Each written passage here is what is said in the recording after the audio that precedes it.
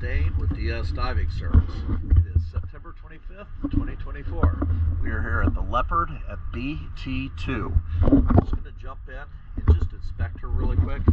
I did bring one nut for your prop nut anode.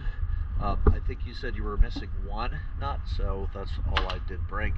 If it happens to be missing a second one, we'll get out early next week with that and get it taken care of. But for right now, let's just go look and see what we're dealing with.